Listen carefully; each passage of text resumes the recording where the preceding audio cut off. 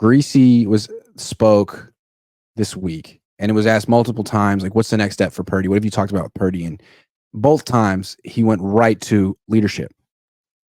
And he didn't say he's not a leader. Like, he needs to continue to grow as a leader. But really what he was saying is, like, it's not easy being a face of a franchise. And like setting accountability and expectations for players who are older than you. But that's what's going to come with the contract. And that's why it's going to be a lot of pressure on him, because you can't be on stage passing beers to George Kittle, man. Like, you're the face of the franchise, not Kittle. You're not there as Kittle's little brother. Like, it's you. And you're the one that says, Nick Bosa, come to OTAs, not Kyle. It's you. And that's the next step for him. He did a good job of asserting himself as an equal and a peer of these players when he was like 22. But now you got to take it the next step and be their leader. And he's not even 25 yet, but that's comes with the contract. And I'm not saying he can't do it. Yeah, he very well might be able to do it, but it won't be easy. And I don't think Kittle's going to make it easy. I'm just going to be interested to see how he does it. Well, you know what? This is the one part I am not concerned when it comes to Purdy. He has showed first of all, he told Kittle national TV, was it a Sunday night game? Pretty much a shut up. You talk too much. You talk too much. And, all the reports I've read and some things I've seen, he has that dog in him to tell people, put them in their place. I mean, he's done it at camp. You've seen it, right? He's yelling at receivers, established vets to get over here, get over there. You've seen it. Yeah. So I'm not worried about that. I think, though, they're just I think what Griese is trying to do is say, okay, Purdy, this is your team now.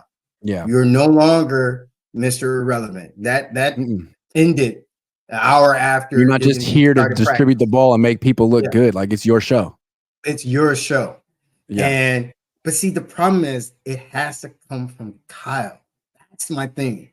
Right. You got to let Purdy audible. You got to put his brain to use. When Purdy goes up to that line and says, okay, these two plays that were called by Kyle, and Kyle's chirping in my ear because the mic is still on, I don't like this.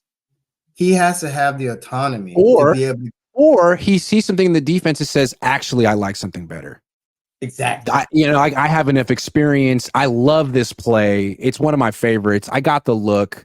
Sorry, Kyle, but you trust me, right? Like, I want this. I feel confident in this play. It's not even about that I don't like your play. I love this play. Trust me. Right. And that's how he is the true leader. See, the problem with Griese is, does Kyle let Purdy be the leader of this team? And it shows on the field. To me, I've been saying this the whole offseason. Will he have the ability to audible? Because I think that's crucial. I feel like as a coach, you should want your player to feel conviction in something. If he's like, look, man, against this look on this situation, 3rd and 6, when they play, like, I love this particular play and it works and I can execute it. Like, wouldn't you want the quarterback to say that? Okay, great. Like, you feel strongly about a play in my playbook? Let's call that. As opposed to, you're Patrick Mahomes. What the hell do you know? Shut the hell up and just run what I call. I'm Kyle Shanahan. I think Andy Reid works that way, where it's like you're trying to empower your quarterback, whereas Kyle has a little bit of a tough time giving up control. Especially if you're going to give him $50+ million. You see, that's the thing.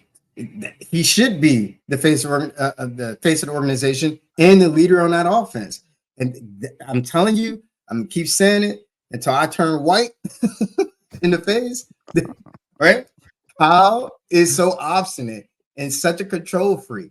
That's the thing that limits this team. And I think that's what's precluded us from winning Super Bowls with him. And I hope like hell it changes, because I'm concerned. That's my biggest thing. Purdy could be the next best thing as far as our offense, but we don't know, because is he governed by Kyle Levy?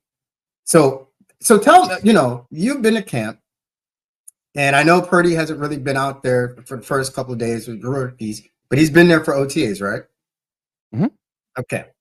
And can you tell, is he like being like the presence as far as telling people what to do, where to go? It was one day, and I didn't feel like he was any different than the Purdy I've seen in the past. And again, he's a very good player. He's a hell of a. He's a great. I'm not going to say great. He's a very good quarterback in all the ways. Demeanor, but It's been one day, and I didn't see anything materially different, but I'm looking. And they have another practice this week on Wednesday, and everyone's looking to see a different Purdy. Does he have more arm strength? Does he have more leadership? Does he have more gravitas? We're looking. I'll let you know. Yeah, that's the key. And I really don't even care about his arm strength. The man has proven he can get to the Super Bowl with this team. Yeah. He's proven it. And I think he's proven, I don't care what people say, he's not the reason why we lost that Super Bowl. Now, he's also not the reason why we, could have won it. He wasn't able to be the reason they won it. Right, exactly. He wasn't the reason. So, but I'm not going to hold that against him. I don't have a problem with his arm strength. I just have a problem with taking the shackles off of him. Let Purdy, as long as he doesn't start becoming a turnover machine, but let him run this offense. Like you said, the plays that he likes, and if he sees it's going to be effective against his defense or effective against this particular player, defender, then go for it. Bill Walsh used to do that. He would exploit weaknesses on the other side constantly until they cover that weakness up. And he's like, great, now this other weakness is open. Kyle doesn't do that. And he got his game. He has his game plan. He's going to stick to his game plan. We saw it in so many games, unless he gets, really behind. So that's my concern. That's really my concern. Yeah, I mean, also people look at Brock like he won't ever be like this because they look at him like he's 11 years old. But once they pay him a lot of money, if Kyle continues to not empower him and sort of dictate to him what he has to do, they're going to butt heads. They are going to butt heads the way that Jimmy and Kyle did. And, people always look at Kirk Cousins. He and Kyle had a good relationship. Yeah, when Kirk was like 24 and wasn't making money. I mean, would Kirk at 36, who has like $400 million in the bank, want to play for Kyle? I don't know about that. It's a different. So Kyle has to actually have more of a 50-50 relationship with this quarterback than what he's had on the 49ers. I mean, because once he's making $55 million a year, that's 3-4 times what Kyle's making. You can't talk to me like that anymore, sir. I took that for a while. Now you have to be nice. Listen, say sir. it nice. No, that's FU money.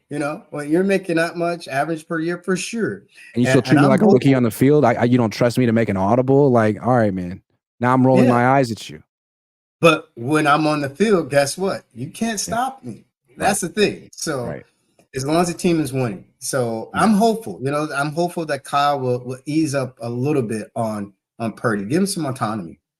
Ezio Sanchez says Mahomes equals Jordan, Niners equal Utah Jazz. That's rough. The Utah Jazz. Who's John Stockton? Purdy? Paul Newland has been a member for 31 months. Paul Newland says, thank you, Grant, for your unbiased reporting. There's been zero bias today. That's what it looks like, what it sounds like. Anyway, thanks for watching, everyone. It's 11:09 on the West Coast. It's time to go hit the golf links. I've been golfing for a month. I'm an expert. Want everyone to know. Yeah, I did see the golf club, the clubs. I did see the clubs. Oh, hold on. Let me show everyone the clubs. Yeah, clubs. Right there. I just bought these secondhand from Alameda Golf Works this week. Shout out to Alameda Golf Works.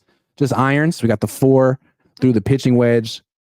I went to Lake Chabot Golf Course yesterday. Played the 9-hole twice, and I shot a 44 because I didn't do well the first time. And it's not that much walking. It's like the par 3. So I did it twice, 18. And I got a 44 on the second one, which isn't that good. And I didn't get any pars. But on the last one, I finally, Chabot has these tiny little greens. I finally, from 125 yards out on my pitching wedge, I nailed the green.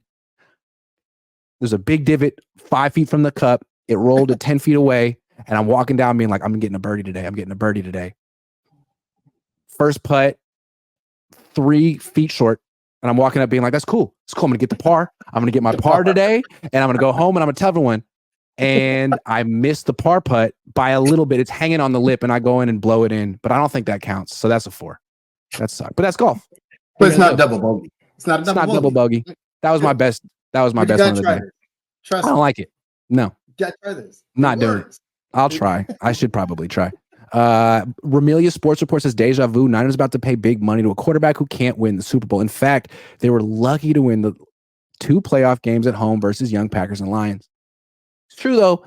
Those games came down to the wire. They're 3-point victories.